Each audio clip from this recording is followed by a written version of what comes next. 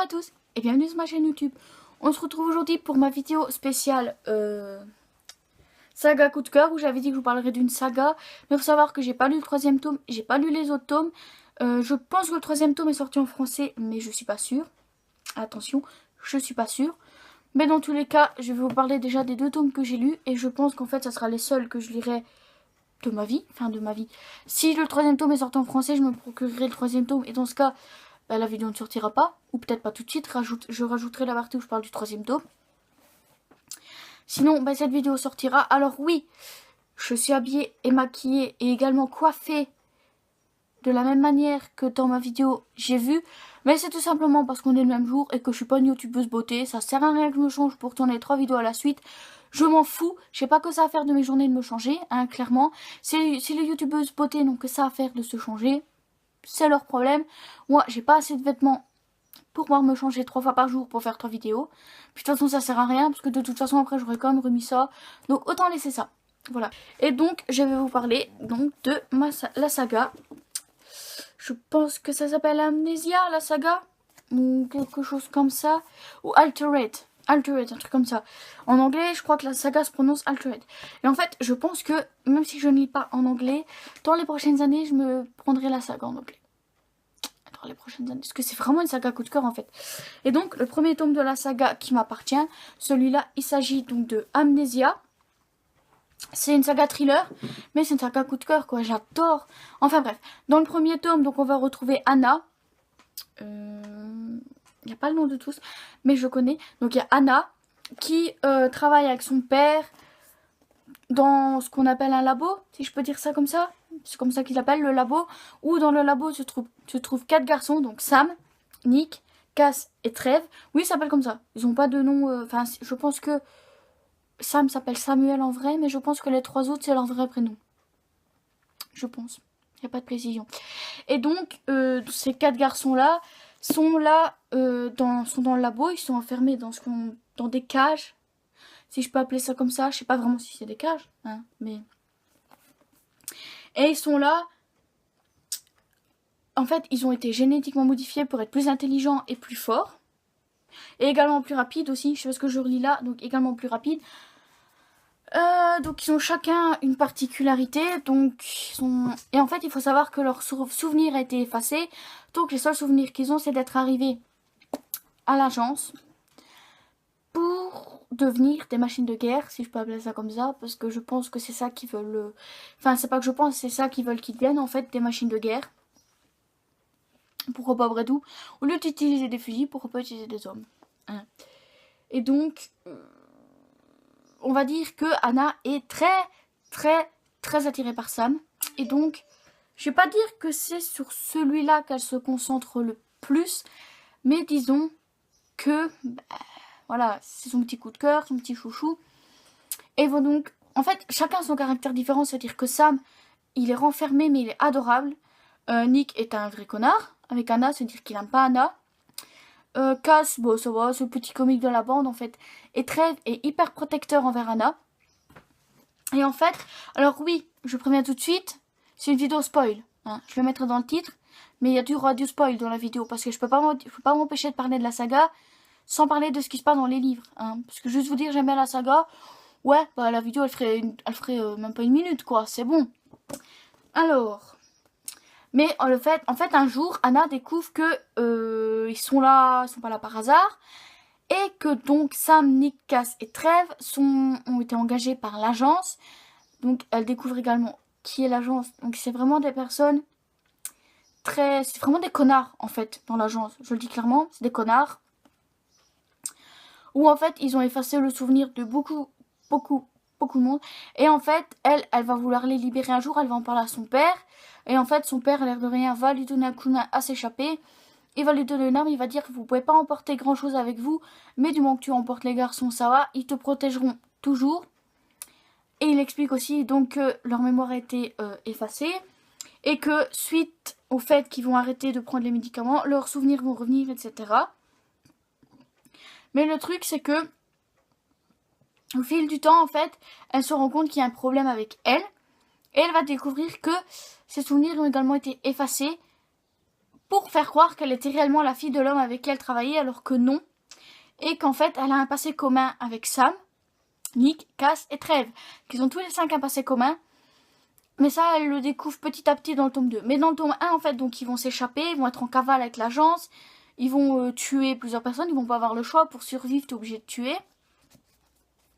Mais en fait, ce qui me plaît dans cette saga, c'est que t'as un suspense constant, parce qu'à chaque chapitre, ils ont des emmerdes, à chaque chapitre, leur vie est en danger en fait. À chaque chapitre, leur vie est en danger, même à la fin du tome 1 en fait. Leur vie est toujours en danger, même à la fin du tome 1. Même s'ils ont réussi à s'en sortir le plus loin possible de là où ils étaient avant. Elle va rester en contact avec son père. Mais c'est pas son vrai père, mais le père qui l'a élevé. Pendant quelques années quand même. Hein. Ça doit être pendant 2-3 ans je pense. Voilà. Et donc elle va rester en contact avec, mais lui, travaillant toujours pour l'agence, il va lui dire que elle peut pas lui téléphoner quand il veut parce que il risquait de la retrouver à cause de ça. Et il faut savoir que dans l'histoire, Trev est un fils de chien, pour rester poli. Pour la simple bonne raison en fait qu'il va les trahir tous les 4, je vais dire tous les 3, mais non c'est tous les 4. Parce que Anna est trahie en même temps. Hein, où en fait il va s'allier avec l'agence. Et va donner leur position. Et c'est ça en fait qui, à la fin du roman, va te donner envie de tout péter. Moi, ça m'a donné envie de tout péter, de rentrer dans le livre, de prendre Trev et de lui claquer la gueule dans le mur pour lui dire t'es vraiment con, hein, parce qu'ils tiennent tous à toi et toi tu les trahis, espèce d'abruti.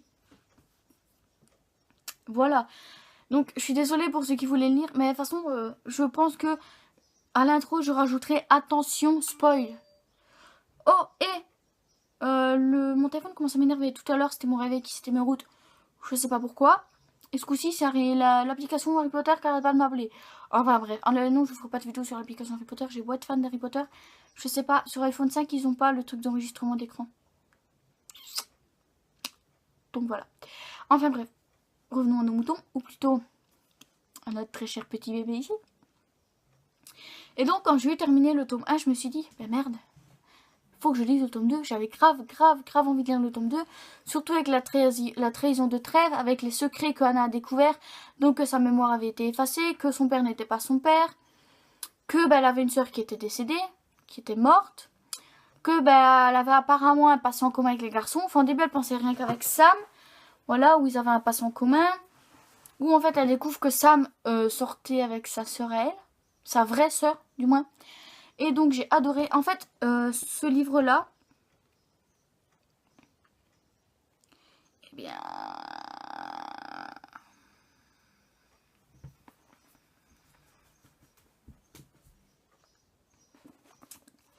Eh bien, j'ai mis la note de 5 sur 5, de 20 sur 20, de 50 sur 50, de 100 sur 100, de tout ce que vous voulez.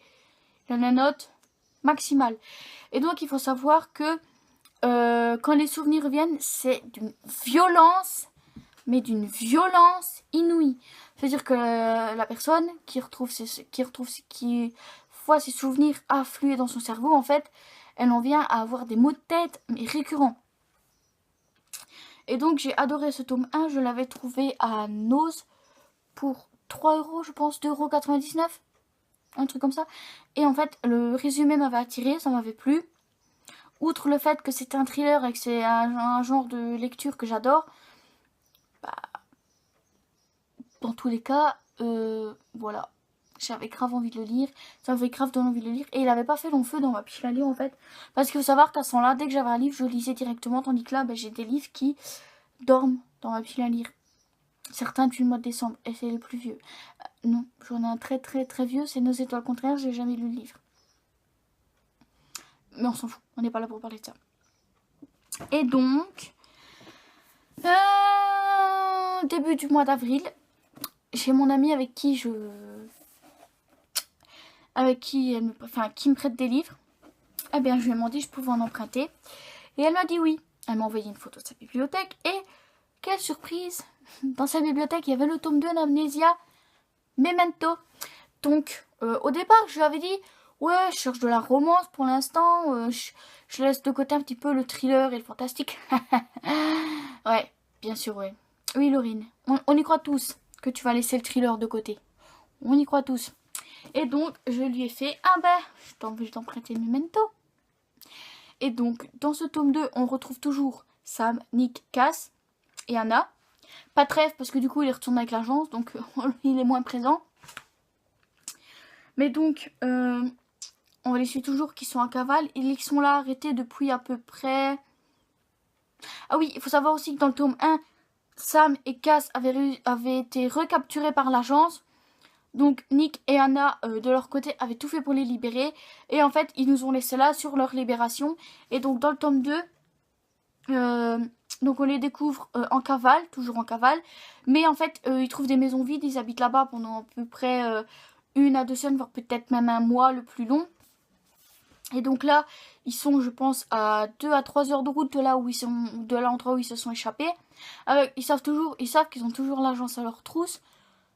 Mais voilà, donc Sam et Cass, et également Nick, ont appris à Anna à utiliser une arme à feu, à se défendre à main nue, également donc à se battre. Parce qu'ils se sont dit, si t'arrive quelque chose qu'on n'est pas là, il faut que tu arrives à te défendre. Mais ils veulent... En fait, Nick, lui, veut carrément détruire l'agence parce qu'il fait, il y en a d'autres. J'en suis presque sûre, il y en a d'autres. Et donc, dans le début du premier tome, Sam a des souvenirs, Nick a également des souvenirs, Cass a également des souvenirs, Anna est au courant donc du passé de Nick, qui se faisait battre par son père. Elle sait également que Sam et elle ont un passé en commun, vu que c'est son ancien beau-frère, qui sont ensemble pour l'instant. Enfin, pour l'instant, qui sont ensemble. Donc, elle est amoureuse de lui, je sais pas, lui aime Anna également. Même s'il se souvient qu'il est sorti avec la sœur d'Anna qui s'appelle Dani. Ouais, Dani. Mais voilà. Et donc en fait le vrai nom de Anna c'est Anna O'Brien. Et ça m'a fait rire. Parce que mon acteur préféré c'est Dylan O'Brien. Et elle a le même nom de famille que mon acteur préféré.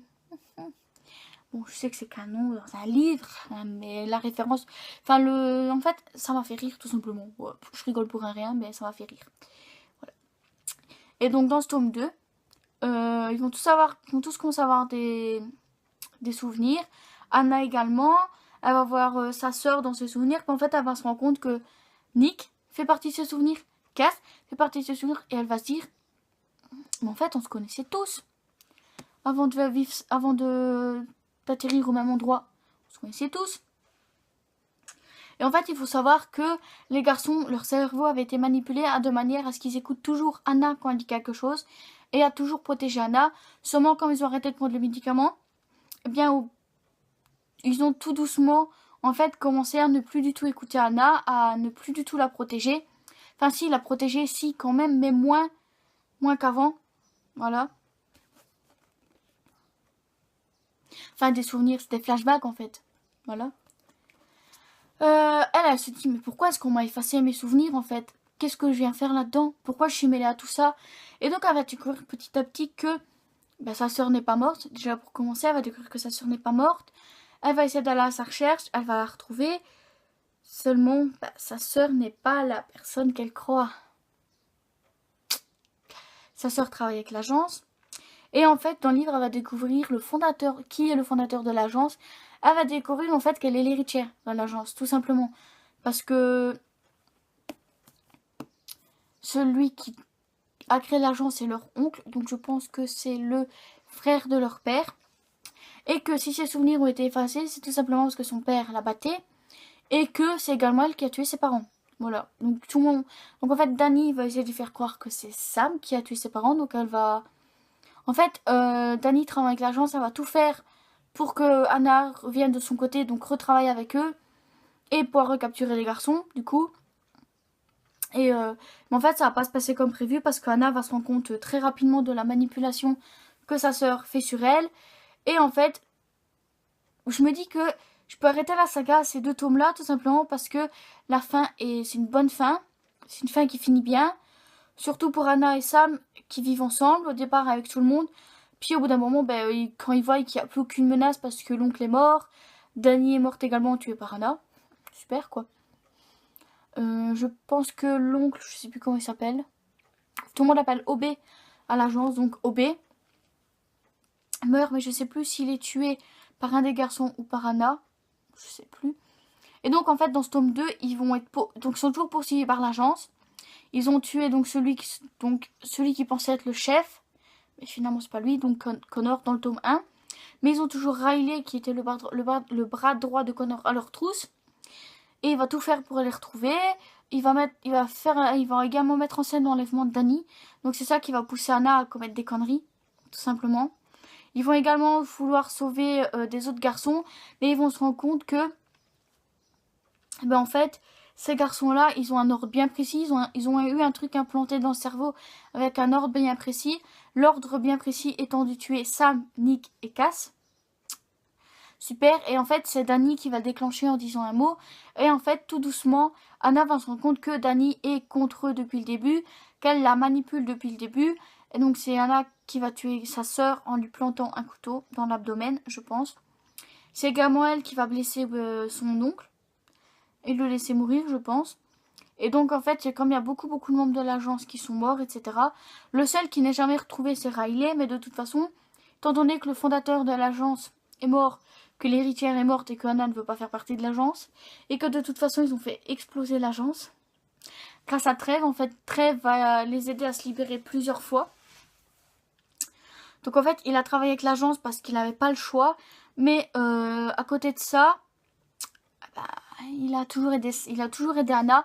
Enfin, aider Anna parce que les garçons c'est pas vraiment sa priorité, mais il a toujours tout fait pour qu'Anna s'en sorte. C'est grâce à lui qu'elle a su se libérer par rapport à son oncle qui voulait l'emmener en fait dans un jet privé pour l'envoyer en Europe, donc loin de tout le monde, loin de lui, loin des garçons, où en fait ils allaient les tuer tout simplement. Lui voulait les tuer. Voilà, c'est vraiment un fils de chien, l'oncle. Trêve, en fait, c'est un enfoiré, mais il est conscient quand même de ce qu'il fait. En fait, il a trahi Anna, mais il trahit quand même l'agence en donnant un coup de main à Anna plus d'une fois. Et elle va le retrouver donc à la fin, quand ils auront tué l'oncle et tout. Et c'est lui qui va lui donner de quoi faire exploser le bâtiment de l'agence. Il va lui donner un téléphone en lui disant si tu appuies sur ce bouton, le bâtiment explosera, il n'y aura plus jamais d'agence. Mais moi de toute façon je peux pas rester, je sais que tu m'en veux, je sais que les garçons m'en veulent. Je pourrai jamais en fait... ils pourront jamais me pardonner, etc. Et donc ça se termine où ils ont fait exploser l'agence. Et depuis maintenant des semaines, des mois, ils n'ont plus personne à leur trousse. Ils vivent enfin en paix, sans véritablement se cacher. Même si quand tu as dû te cacher pendant des mois et des mois, c'est un peu du mal en fait de revenir à la vie normale. Donc je vais lâcher le livre pour vous terminer de parler de la saga. Et donc je regrette pas du tout d'avoir acheté le premier tome. Même si j'aurais aimé avoir le deuxième tome pour moi, je pense que dans l'avenir, je l'achèterai afin de l'avoir pour moi. Voilà. Je l'achèterai afin d'avoir pour moi, de pouvoir l'avoir dans ma bibliothèque. De toute façon, je sais que le troisième tome est concentré sur Nick. Je pense qu'on va le suivre avant l'agence et après l'agence. Non, on va le découvrir après. Tout simplement parce qu'il va essayer de retourner. Oui, parce qu'il faut savoir en fait qu'ils ont tous décidé de faire partie de l'agence pour une bonne raison. Donc Sam, c'est tout simplement parce qu'il sortait avec Danny et qu'il était en même temps qu'elle. Enfin, c'est lui qui a entraîné Danny dans l'histoire. Danny a entraîné sa sœur, etc. Nick, c'était pour protéger une fille. Donc il va tout faire pour la retrouver après. Cass, je sais pas. Je sais pas du tout pourquoi il y était. Enfin, ou alors c'était dit, mais je m'en souviens plus. Trêve, dans un sens, il a toujours été du côté de la chance. Et je pense que c'était pour protéger Anna qu'il y a été. Et donc, j'ai adoré la saga.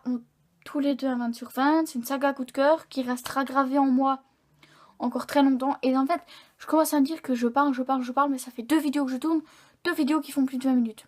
Heureusement que le montage existe, hein, n'est-ce pas?